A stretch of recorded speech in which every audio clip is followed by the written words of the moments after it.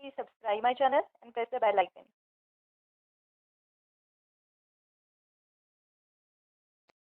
Hey everyone, welcome to Study Dive. आज हम solve करेंगे model test paper for HPTET exam. तो चलिए स्टार्ट करते हैं। पहला क्वेश्चन है, which indicates the change in the quality और character of a child? Growth, development, learning या फिर इन्वायरमेंट? कौन सी चीज इंडिकेट करती है चेंज इन क्वालिटी और character of a child? Growth करती है, डेवलपमेंट करती है, लर्निंग या फिर इन्वायरमेंट? तो जब क्वालिटी की बात आती है और करेक्टर की बात आती है, तो कौन सी चीज इंडिकेट करेगी इस चीज को? Development is the right answer. Next है, single factor theory of intelligence was given by. Single factor theory of intelligence किसने दी थी? एल्फ्रेड बिनेट ने, थॉर्नडाइक ने, फ्रीमैन ने या none of the above? So answer क्या हो जाएगा? A is the right answer, Alfred Binet ने। नेक्स्ट है, who gives more stress to the philosophy of social constructivism? Social constructivism के लिए सबसे ज्यादा स्ट्रेस किसने दिया था? पियाजे ने, कोहलबर्ग ने, वाइगोस्की ने या डेवी ने? सो राइट आंसर क्या हो जाएगा इसका? वाइगोस्की से इज द राइट आंसर। इन्होंने कौन सी थ्योरी दी थी? सोशल कल्चरल थ्योरी दी थी। तो इन्होंने सबसे ज्यादा स्ट्रेस किस पे दिया था? सोसाइटी भी दिया था, कल्चर पे दिया था, कि जो बच्चे की डेवलपमेंट है वो सबसे ज्यादा किस पे बेस्ड है? जिस सोसाइटी में वो रहता है, जिस कल्चर को वो बिलोंग करता है। नेक्स्ट क्वेश्चन है, IQ scores are generally correlated with academic performance. जो आईक्यू स्कोर है वो जनरली किसके साथ कोरिलेटेड होगा? लीस्ट एकेडमिक परफॉर्मेंस के साथ, परफेक्टली एकेडमिक परफॉर्मेंस के साथ, या हाईली एकेडमिक परफॉर्मेंस के साथ, या मॉडरेटली एकेडमिक परफॉर्मेंस के साथ? जो तो जिस बच्चे का जितना ज़्यादा आईक्यू स्कोर होगा, उतनी हाई क्या होगी उसकी एकेडमिक परफॉर्मेंस होगी, उतना ज़्यादा अच्छा वो परफॉर्म करेगा। So C is the right answer. Next है, अडोलसेंट्स में एक्सपीरियंस। जो अडोलसेंट्स होते हैं वो क्या चीज एक्सपीरियंस करते हैं? Feeling of self actualization. Self actualization का क्या मतलब हो गया हिंदी में? आत्म बोध। Feeling of satisfaction about life, anxiety and concern about themselves, या फिर feeling of fear about sins committed in childhood. तो जो एडोलसेंट्स होते हैं वो क्या चीज एक्सपीरियंस करते हैं? Feeling of self actualisation, Atmabodh. Self actualisation या आत्मबोध से क्या मतलब हुआ? कि किसी बच्चे में कितनी कैपेबिलिटी है कुछ करने की और वो उस चीज को कर सकता है, ये क्या चीज आ जाएगी? सेल्फ एक्चुअलाइजेशन में आ जाएगी। तो जो एडोलसेंट्स हैं वो इस चीज को क्या करते हैं? एक्सपीरियंस करते हैं। नेक्स्ट है, dash is the ratio of mental age to the chronological age multiply by 100। क्या दिया है? Mental age upon chronological age into 100। किसका फॉर्मूला है ये? आईक्यू फॉर्मूला है। तो क्या चीज हो गया? ये इमोशनल कोशेंट हो गया, इंटेलिजेंस कोशेंट, बोथ या नन? आईक्यू मतलब intelligence quotient. B is the right answer. Next है, which of the following is not a product of learning? हमें बताना है कौन सा प्रोडक्ट ऑफ लर्निंग नहीं है। स्किल, नॉलेज, मैच्योरेशन या फिजिकल स्ट्रक्चर? तो स्किल की बात करें, नॉलेज की बात करें, फिजिकल स्ट्रक्चर, ये सारे ही किसके प्रोडक्ट हैं? Product of learning. तो जो प्रोडक्ट ऑफ लर्निंग नहीं है वो क्या आ गया? Maturation. C is the right answer. Next है, teaching learning process fundamentally completed in. जो टीचिंग लर्निंग प्रोसेस है वो फंडामेंटली कहाँ पे कंप्लीट होती है? क्लासरूम में, स्कूल में, सोसाइटी में या होम में? तो क्या होगा इसका right answer? A is the right answer, classroom में। नेक्स्ट है, according to John Dewey, children should experience dash in school to make them better citizens. Practice, democracy, discipline या फिर रूल्स? तो जॉन डेवी के अकॉर्डिंग क्या चीज़ experience करनी चाहिए बच्चों को स्कूल में? Democracy is very important. अगर डेमोक्रेसी होगी तो वो अच्छे सिटीजन बन सकते हैं अकॉर्डिंग टू जॉन डेवी।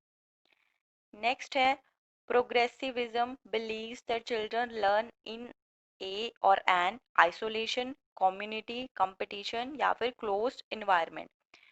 तो जो प्रोग्रेसिविज्म क्या बिलीव करते हैं कि जो बच्चे हैं वो एक कम्युनिटी में रह के अच्छे से क्या कर सकते हैं, चीज़ों को लर्न कर सकते हैं। B is the right answer. Next है which one of the following is measured by continuous comprehensive evaluation?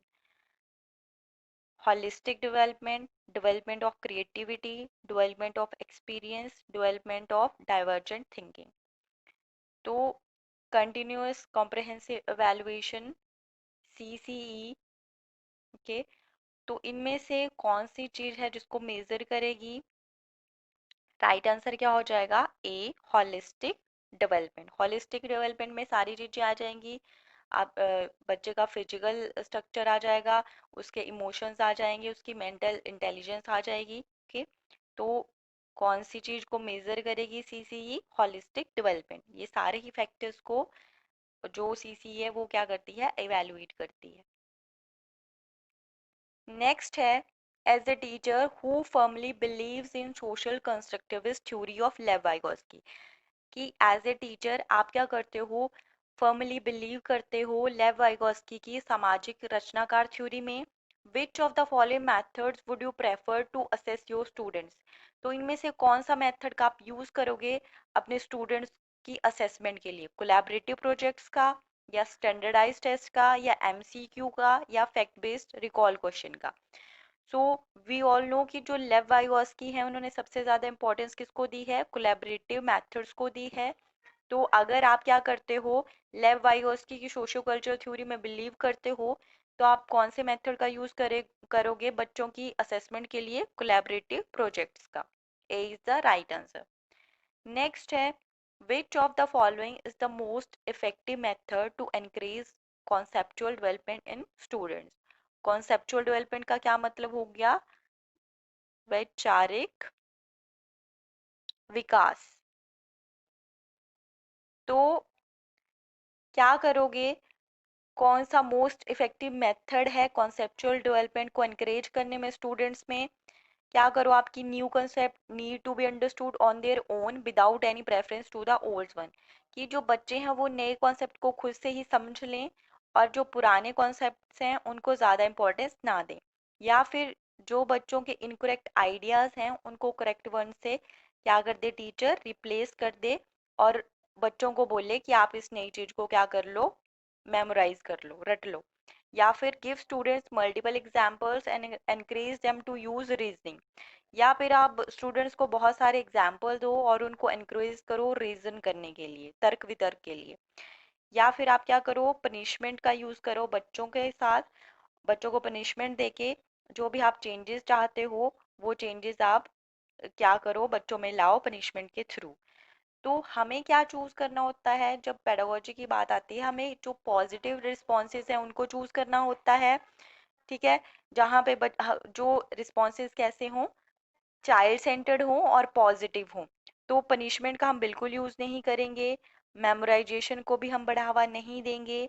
Okay, या बच्चों को ये भी नहीं बोलेंगे कि आप क्या करो, नए कॉन्सेप्ट हैं उनको समझ लो और पुराने कॉन्सेप्ट्स को प्रेफरेंस ना दो। तो यहाँ पे क्या आ जाएगा? सही जो लग रहा है, पॉजिटिव लग रहा है कि हमें क्या करना है? बच्चों को मल्टीपल एग्जाम्पल्स देने हैं और उनको क्या करना है? एनकरेज करना है रीजनिंग के लिए। तो C is the right answer हो जाएगा। नेक्स्ट है primary school teacher will learn more effectively in an atmosphere. जो प्राइमरी स्कूल चिल्ड्रन है वो लर्न करते हैं मोर इफेक्टिवली कैसे? एटमॉस्फेयर में where their emotional needs are met and they feel that they are valued. या फिर where the teacher is authoritative and clearly dictates what should be done. या where the focus and stress only on mastering primary cognitive skills of reading, writing, and mathematics. D है where the teacher leads all the learning and expects the students to play a passive role. तो जब एक effective atmosphere की बात आती है जहाँ पे बच्चे अच्छे से लर्न कर सकें, तो हमें क्या करना है, उनकी इमोशनल नीड्स को इम्पोर्टेंस देनी है, वो क्या फील करते हैं उस चीज़ को वैल्यू करना है, ना कि एक डिक्टेटर की तरह काम करना है, ना जो लर्निंग है वो टीचर सेंटर्ड होनी चाहिए। ओके, ना ही हमें क्या करना है कि ज़्यादा स्ट्रेस या फोकस देना है कि बच्चे क्या करें, सारी स्किल्स में क्या हो जाए, परफेक्ट हो जाए। और ना ही क्या करना है, एक बच्चे ऐसा रोल प्ले करे, पैसिव रोल प्ले करे, ऐसा भी हमें लर्निंग नहीं करवानी। तो इसका राइट आंसर क्या हो जाएगा, A is the right answer. Next है, what should a teacher tell her students to encourage them to do task with intrinsic motivation. कि एक टीचर को अपने स्टूडेंट्स को किस तरह एनकरेज करना चाहिए, क्या क्या चीजें बोल सकता है एक टीचर अपने स्टूडेंट्स को एनकरेज करने के लिए। फर्स्ट आ गया, come on finish it before she does, कि हम क्या बोल रहे हैं, एक बच्चे को बोल रहे हैं कि तुम जल्दी जल्दी करो कि इससे पहले कि दूसरा बच्चा कर ले। या फिर हम बोलेंगे कि why can't you be like him, कि तुम उस दूसरे बच्चे की तरह क्यों नहीं हो सकते। वो चीजों को क्या करती है, बहुत अच्छे से कर पाता है। या फिर क्या करें, बच्चों को बोलेंगे कि आप अगर जल्दी से अपना टास्क कंप्लीट कर लोगे तो आपको चॉकलेट मिलेगी एज ए रिवार्ड। या फिर बोलेंगे try to do it you will learn. So हम क्या करेंगे, यहाँ पे डी क्या लग रहा है, एक पॉजिटिव आंसर लग रहा है, बेहतर लग रहा है ना बाकियों से। ओके, सो इसका क्या आ जाएगा, D is the right answer. इस तरह हम बच्चों को इंट्रिंसिकली मोटिवेट करना है, ना कि ये बोल के कि तुम दूसरों से बेहतर नहीं हो, या तुम दूसरों से अच्छा करो या तुम्हें रिवॉर्ड मिलेगा। Okay, instead of all this हमें इस तरह का कुछ बच्चों को बोल के एनकरेज करना है, मोटिवेट करना है। नेक्स्ट है, teachers need to create a good classroom environment to facilitate children learning. जो टीचर है, टीचर्स को क्या है, गुड क्लासरूम इन्वायरमेंट को क्रिएट करने की ज़रूरत है, जिससे कि जो बच्चों की लर्निंग है वो बेहतर बन सके। To create such a learning environment which one of the given statement is not true. तो ऐसी लर्निंग इन्वायरमेंट के लिए कौन सी स्टेटमेंट ट्रू नहीं है। Approval of child efforts, obviously अगर हमें क्या करना है, चिल्ड्रन लर्निंग को बेहतर बनाना है, तो बच्चों के जो एफर्ट्स हैं उनको अप्रूवल ज़रूरी है। कॉम्प्लियंस विद टीचर्स, या एक्सेप्टेंस ऑफ द चाइल्ड, या फिर positive tone of the teacher, तो ये सारी ही चीज़ें क्या हैं, पॉजिटिव हैं, बट इज नॉट पूछा है, तो यहाँ पे राइट आंसर हो जाएगा बी। नेक्स्ट है, teachers in order to help learners construct knowledge need to focus on. जो टीचर हैं, in order to help learners construct knowledge need to focus on, किस चीज़ पे फोकस करना है टीचर को, making sure the learners memorise everything, memorise जहाँ हमें रट्टा बिल्कुल नहीं मरवाना है, scores obtained by the learning, इस पे भी फोकस नहीं करना है, involving the learner for active participation, ये अभी तक सही लग रहा है। उसके बाद है mastering learning of concept bye the learning, हमें इस चीज़ पे भी बल नहीं देना है। तो इसका राइट आंसर हो गया C is the right answer. Next है, according to NCF 2005 errors are important because they, NCF 2005 में क्या बोला गया कि जो गलतियां हैं वो इम्पोर्टेंट है, क्यों, क्योंकि they are important tool in classifying students into groups of passed and fails, कि इससे हम क्या कर सकते हैं, बच्चों को दो ग्रुप में बांट सकते हैं कि ये बच्चा पास है, ये फेल है। या provide a way to the teacher to scold children, या इससे क्या कर सकते हैं, अगर बच्चा क्या है गलतियां करता है तो उससे टीचर को मौका मिल जाता है उसको स्कॉल्ड करने का, उसको बुरा भला कहने का। या provide an insight into the children thinking and help to identify solutions, या इससे क्या होता है, हमें बच्चों की थिंकिंग का पता लगता है और हम उन्हें कहाँ पे इम्प्रूवमेंट की नीड है ये चीज़ हमें पता लगती है, हम उससे सॉल्यूशन को आइडेंटिफाई करते हैं। या फिर provide space for removing some children from the class. तो यहाँ पे जो सही पॉजिटिव रिस्पॉन्स है वो क्या है, सी इज द राइट आंसर। कि बच्चा अगर गलतियां करेगा तो उससे हमें बच्चों की कैसी थिंकिंग है, कहाँ पे बच्चे को प्रॉब्लम आ रही है और उसका क्या सॉल्यूशन हो सकता है, ये सारी चीज़ें हमें एरर से पता चलती हैं। नेक्स्ट है making students members of a cleanliness community to motivate them for the same reflects. क्या करना है, बच्चों को मेंबर बनाना है क्लीनलीनेस कम्युनिटी का। कहाँ पे कि जिसमें ऐसा ग्रुप बनाना है जिसमें साफ सफाई करेंगे बच्चे कम्युनिटी की, अपने एनवायरनमेंट की। ये चीज मोटिवेट करती है उनको किस चीज के लिए, socio culture conception of motivation, behaviouristic approach to motivation, humanistic approach to motivation या कोग्निटिव अप्रोच टू मोटिवेशन। तो जब क्या किया, मेंबर्स ऑफ क्लीनलीनेस कम्युनिटी के मेंबर्स बनाए बच्चे, तो ये किस चीज को रिफ्लेक्ट करती है, socio culture conceptions of motivation. क्योंकि इससे बच्चे क्या करते हैं, इन्वायरमेंट में जाते हैं, अपनी सोसाइटी कल्चर में घुलते मिलते हैं। तो A is the right answer हो गया। नेक्स्ट है Ajay says that language development is influenced by one's innate predisposition while Sonali feels that it is because of the environment।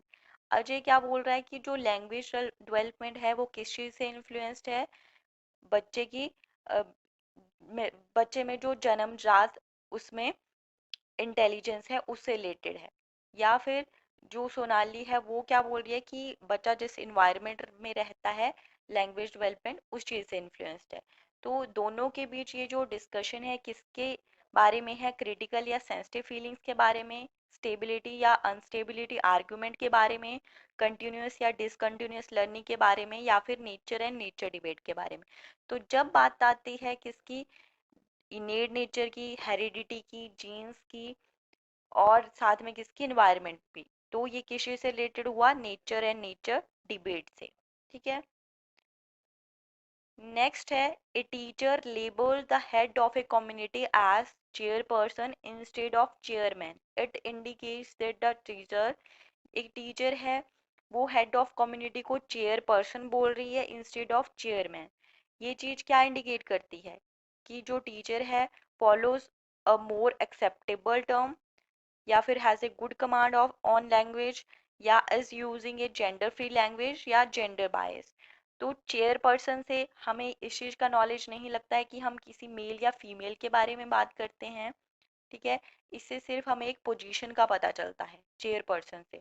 तो अगर जो टीचर है वो क्लास में चेयर पर्सन का यूज़ कर रही है चेयरमैन की जगह, तो मतलब क्या है, जो टीचर है वो जेंडर फ्री लैंग्वेज का यूज कर रही है। तो सी क्या आ जाएगा, राइट आंसर आ जाएगा। नेक्स्ट है we all differ in terms of our intelligence, motivation, interest etcetera. This principle refers to, हम सब क्या हैं, इंटेलिजेंस, मोटिवेशन और अपने इंटरेस्ट में अलग अलग हैं, एक दूसरे से अलग हैं। ये चीज़ किस चीज़ को रेफर करती है, इंडिविजुअल डिफरेंसेस को, थ्योरीज ऑफ इंटेलिजेंस को, हेरिडिटी को, या फिर इन्वायरमेंट को। तो हम एक दूसरे से अलग हैं, ये किस चीज़ को रिप्रेजेंट करती है, इंडिविजुअल डिफरेंसेस को। नेक्स्ट है students of disadvantaged groups should be taught along with normal students. It implies, जिन बच्चों में किसी तरह की डिसेबिलिटीज हैं उनको भी नॉर्मल बच्चों के साथ पढ़ाना चाहिए। ये किस चीज़ को इम्प्लाई करता है, इंक्लूसिव एजुकेशन को, स्पेशल एजुकेशन को, इंटीग्रेटेड एजुकेशन को, या एक्सक्लूसिव एजुकेशन को। तो ये बात कहाँ पे बोली गई है, इंक्लूसिव एजुकेशन में। So A is the right answer. Okay.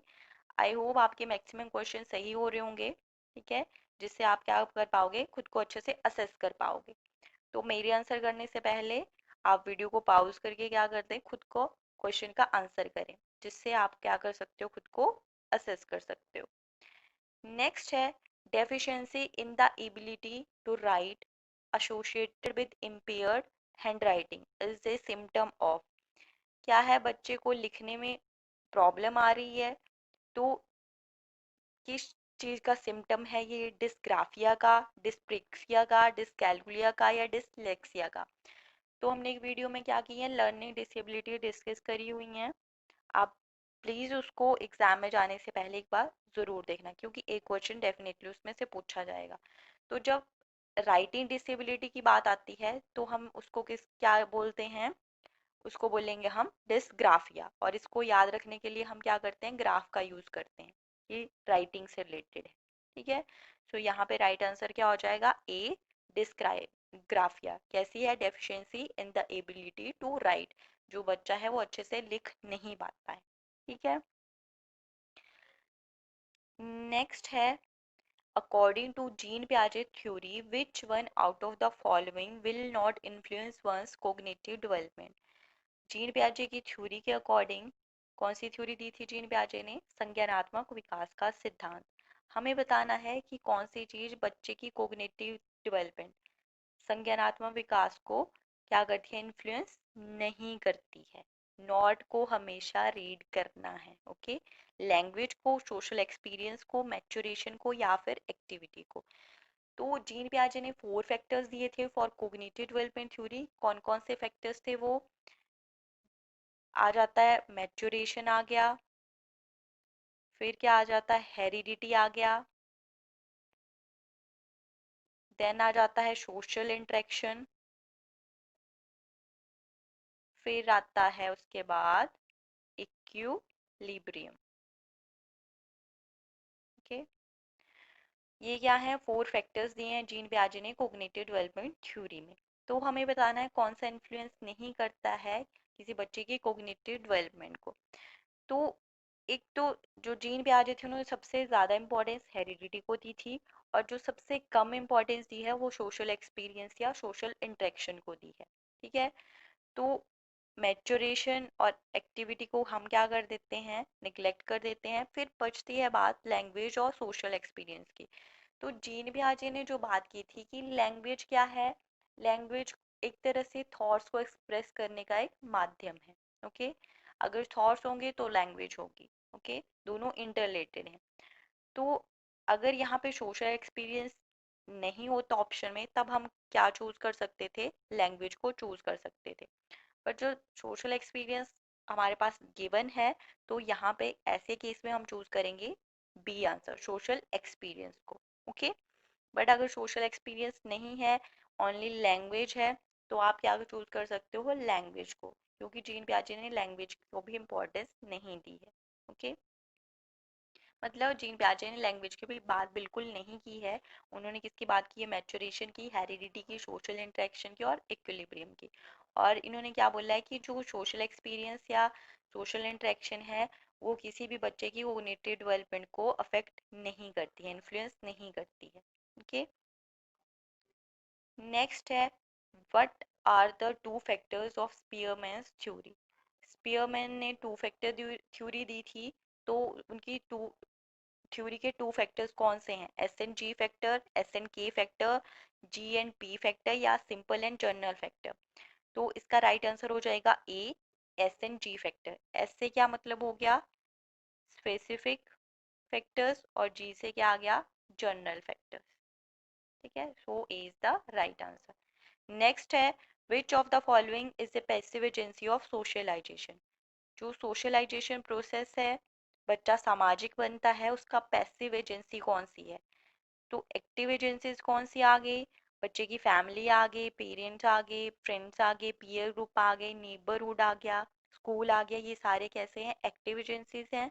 और पैसिव एजेंसी इनमें से कौन सी आ गई? फ्रेंड्स होगा, पीयर ग्रुप होगा, फैमिली होगा या पब्लिक लाइब्रेरी? तो पैसिव एजेंसी कौन सी आ गई? D is the right answer, public library. Next है डिडक्टिव रीजनिंग इन्वॉल्व्स। जो डिडक्टिव रीजनिंग है वो किस चीज को इन्वॉल्व करती है? Reasoning from general to particular, reasoning from particular to general, या active construction and reconstruction of knowledge, या मेथड्स इंक्लूडिंग इंक्वायरी लर्निंग। तो डिडक्टिव रीजनिंग की बात करते हैं, तो डिडक्टिव रीजनिंग में हम क्या करते हैं? पहले हम रूल्स देंगे बच्चों को, देन हम एग्जाम्पल की तरफ जाएंगे। तो पहले क्या आएगा? Reasoning from general to particular, A is the right answer. Next है who developed the first intelligence test? First intelligence test किसने दिया है? डेविड ने, अल्फ्रेड बिनेट ने, चार्ल्स ने या स्टर्नबर्ग ने? तो इसका राइट आंसर क्या हो गया? B is the right answer. Alfred Binet ने क्या दिया है? फर्स्ट इंटेलिजेंस टेस्ट दिया है। आई होप आपको याद होगा ये चीज। नेक्स्ट है how do grades differ from marks? This question belongs to which of the following classes of question? ये क्वेश्चन कहाँ से है? ब्लूम्स टेक्सोनोमी से, ओके। तो how do grades differ from marks, this question किसको बिलोंग करता है, डाइवर्जिंग को, एनालिटिक को, ओपन एंडेड क्वेश्चंस को, या प्रॉब्लम सॉल्विंग। तो ये किस टाइप का क्वेश्चन है, B is the right answer, analytic type.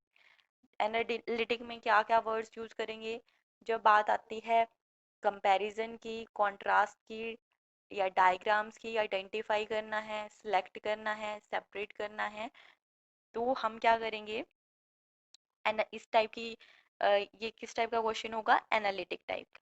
ठीक है, तो एक बार अगर आपने ब्लूम टैक्सोनॉमी नहीं देखी है तो एग्जाम से पहले एक बार उसको देख कर जाइएगा।